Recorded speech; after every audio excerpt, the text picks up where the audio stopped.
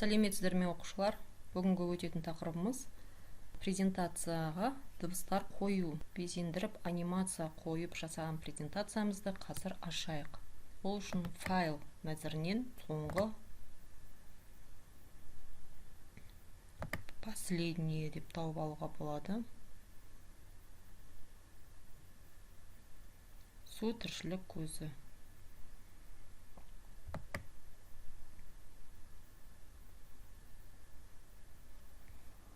Осылай сақтаған едік файлымызды, тауып алдық.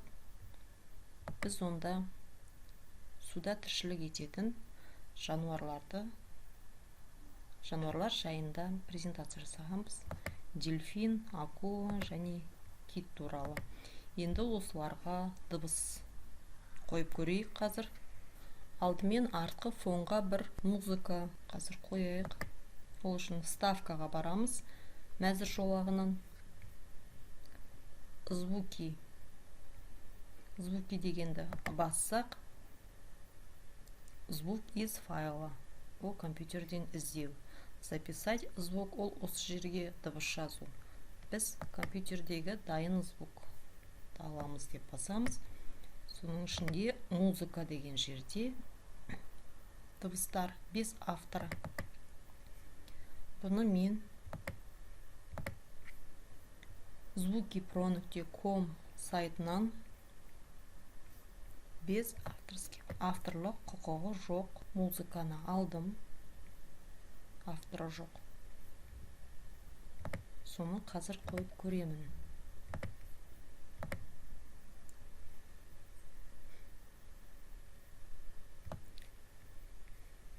Мұнда дыбыс қойдық.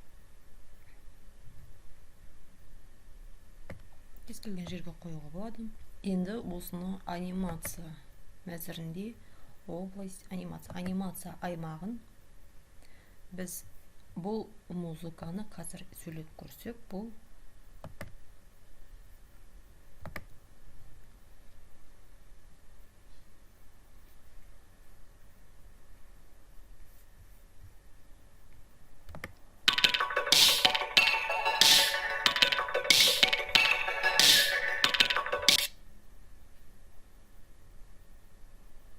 өздеріңіз көргендегідей келесі слайдқа ауысқанда музыка өшіп қалды. Осындай болмас үшін біз бұл қойған дыбысымызды анимация аймағынан оң жағын басып параметріне кіреміз және закончить после дегеннен кейін бізде неше слайд бар? 4 слайд бар. 4 слайд ауысып болғаннан кейін бірақ аяқтау керек деп қойсақ, бұл 4 слайд ауысқанша сөйлеп тұрады музыкамыз. Енді көрейік.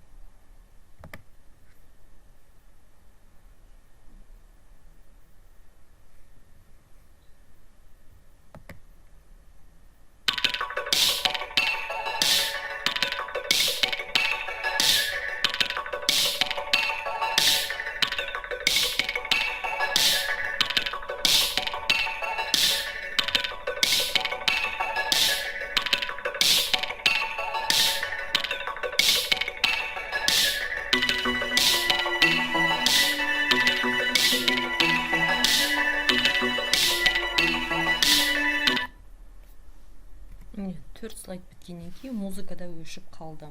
Және де егер бізге слайд қосылғанда музыка бірге қосылу үшін оң жағын басып запускать вместе с предыдущим деп қоямыз және параметрге кіріп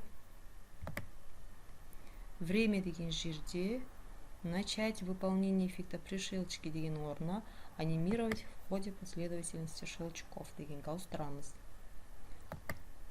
Енді қосып көрейік.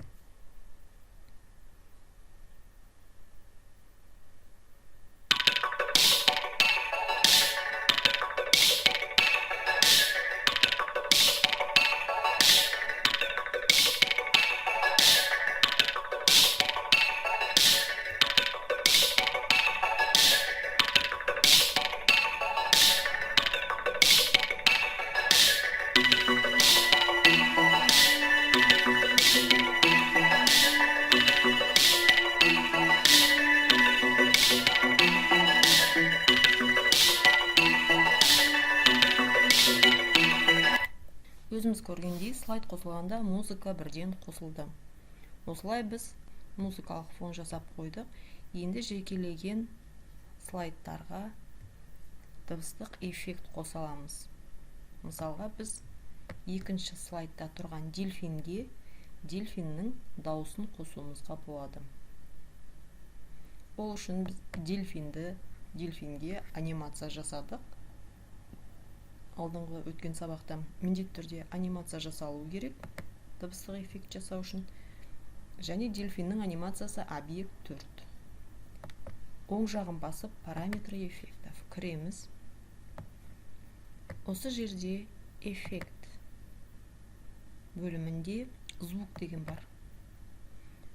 Әртүрлі звуктар: барабан, ветер, взрыв, граната, колокольчики. Біз другой звук деп компьютерден іздейміз. Бізде звуки животных, менде алдын ала интернеттен көшірілген файлдар бар. Dolphin деген. Оны да жәнегі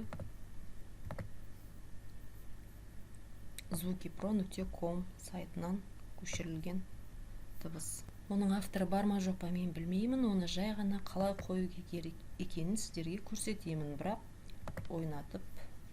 ойнатпаймыз. Не производится звуковой файл. MP3 форматындағы файлды ойнатпаймыз дейді. Ондай жағдайда сіздер интернеттен онлайн конвертер деп іздейсіздер. Онлайн аудио конвертер. Аудио файлдарды түрлендіргіш. Егер сіздерде бір программа кез келген форматты оқымай жатса, видео форматты, аудио файлдың форматын, онда мысалға MP3-тен басқа компьютердің форматы, мына жерде бізде WAV, көбінесе WAV формат компьютердің форматы. Біз сол форматқа ауыстырамыз. Екеуінде мына жерде дельфин мен киттің дыбысы бар. Алдымен файлдарды жүктеп аламыз компьютерден. Конвертерге міне 2 файл жүктелді. Енді таңдаймыз қандай форматқа біз түрлендіруіміз керек. Сосын конвертировать дегенді басамыз. Бізге 2 MP3 файлды WAV форматқа түрлендіріп берді. Біз оны көшіріп алдық. Бізге архив файл түрінде берді. 2 файл болғаннан кейін бір архивке салып берді. Екеуін 2 бөлік түрлендіргенде бізге 2 бөлік музыкалық файл түрінде беретін еді. Показать в папке деп қай жерге бергенін тауып аламыз және оны извлечь files.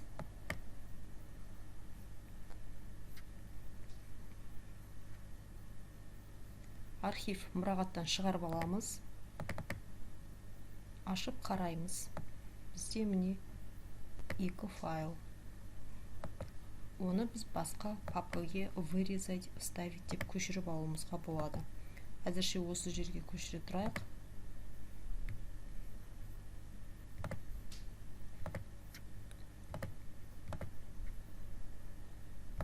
Тағы да қойып көреміз. Другой звук. Dolphin қосып берді. Келесі китке біз анимация жасалған біз алдында. Увеличение деген. Ол міне жақта объект 4 деп тұр. Оны да ең алдымен запускать вместе с предыдущим деп қойып аламыз. Содан кейін барып параметры эффектінің ішінде звук деген жерден другой звук деп компьютерден таңдаймыз. Звуки природы, дельфинов и китов деген. Таңдады. Енді үйлендіріп көрейік.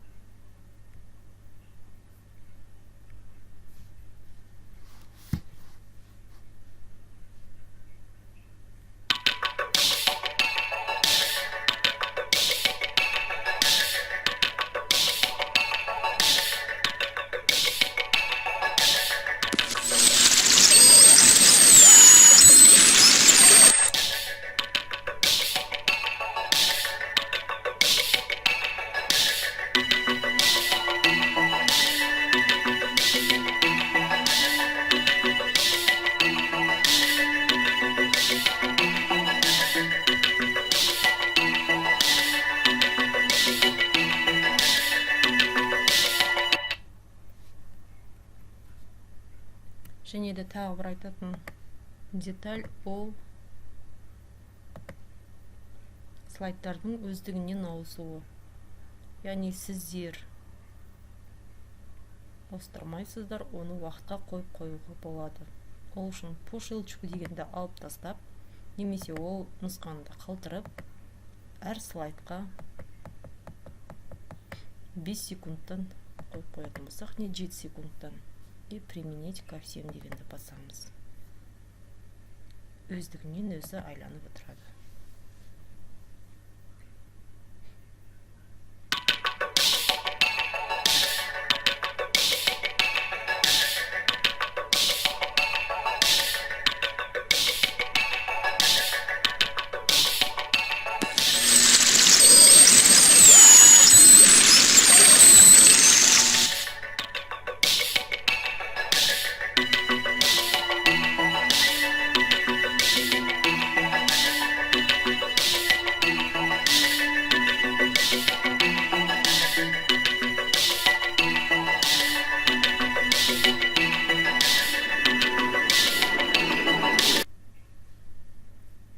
Осылай біз әр слайдты минутқа қойып, өзінен өзі айналатындай қойдық, және музыкалық фон қойдық бүгін, және әрбір слайдтағы нысанға, яғни суретке дыбыс эффектілерін қосуды үйрендік.